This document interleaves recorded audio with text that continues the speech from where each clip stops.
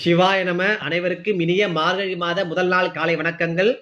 இப்ப மார்கழி மாதத்துல சிறப்பு நம்ம பார்த்துடலாம். அதே மாதிரி மார்கழி மாதத்துல ஏன் சுபகாரியங்கள் செய்யக்கூடாதுன்றதை நம்ம பார்த்துடுவோம். ஓகேவா? சரிங்க.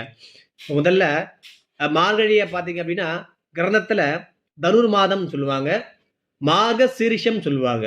மார்க சீரிஷம் என்பது என்னன்னா, மார்க்கம் என்பது வழி, சீரிஷம் என்பது மேலான விஷயங்கள். மேலான விஷயம் நம்ம கணக்கெடுப்போம். அது என்ன மேலான விஷயம்?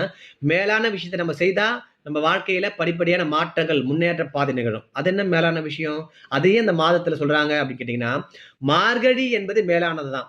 மார்கழியில பாத்தீங்க அப்படின்னா மேலான விஷயங்கள் செய்யணும். மேலான விஷயம் என்ன? இறை சிந்தனை மட்டுமே மேலான விஷயங்கள். நம்ம வாழ்க்கையில ரொம்ப முக்கியமான விஷயம் என்ன?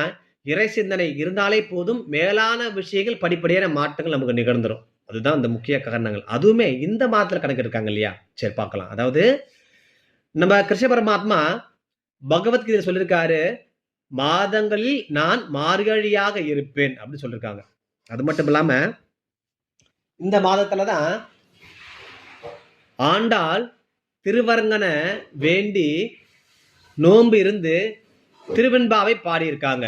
பாடி அவங்க அடைஞ்சாங்கன்றது மிகப்பெரிய விஷயம். அதே மாதிரி திருமணம் ஆகாதவங்க, திருமணம் ஆனவங்க, திருமணம் ஆக வேண்டி நோன்பு இருக்கணும், திருவெண்பாவை பாடலாம். திருமணம் ஆனவங்க இல்லறத்தில் நல்லறம் வேண்டும், அறங்கள் வேண்டும் அப்படின்றதுக்காக, குழந்தை செல்வங்கள் வேண்டும், கணவன் நல்ல நல்ல கணவன்கள் அமைன்றதுக்காக இப்ப நோன்பு இருப்பாங்க.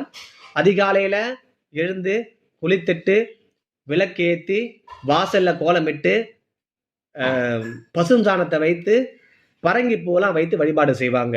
இந்த மாதிரி செய்தீங்க அப்படின்னா கணவன் நல்ல கணவன் அமைவாங்க. திருமணம் ஆனவங்க நல்ல குழந்தைகள் செல்வங்கள் பெறுவாங்க. அதற்காக மட்டுமே இந்த மாதத்துல ஆன்மீக சிந்தனை, இறை சிந்தனை உண்டான மாதங்கள். இன்னொன்னு விஷயம் கேட்டீங்கன்னா, இந்த மாதங்கள் என்பது தேவர்களுக்கு உண்டான மாதங்கள். அதுதான் 4 to 6ன்னு சொல்லுவாங்க. ரொம்ப அற்புதமான மாதங்கள். இந்த மாதத்துல அனைத்து பெண்களும் ஆண்களும் எழுந்து அதிகாலை எழுந்து ஸ்நானம் பண்ணிட்டு குளிச்சுட்டு விளக்கப்பட்டு வழிபாடு செய்து ரொம்ப சிறப்பான மாதத்துல என்ன நாள் பார்த்தீங்க அப்படின்னா, சிவபெருமான் ஆழகால விஷயத்த அருந்தின மாதங்கள் இந்த மாதமே. அதே மாதிரி வைகுந்த ஏகாதசி இந்த மாதத்துல நிகழும். இப்ப கோகுலத்தை அழிவின்றி காத்த மாதங்கள், அதாவது கோவர்த்தன மலைய கிருஷ்ண பரமாத்மா தூக்கின மாதங்கள் இந்த மாதங்கள். கடைசியா ஆண்டாள் திருவங்கனை வேண்டி நோம்பிருந்து திருவெண்பாவை பாடின மாதங்கள் இந்த மாதங்கள். இப்ப இன்னொரு விஷயம் கேட்டீங்கன்னா, சுபகாரியங்கள் ஏன் செய்ய மாட்டாங்க அப்படி கேட்டீங்க அப்படின்னு பார்க்கும்பொழுது,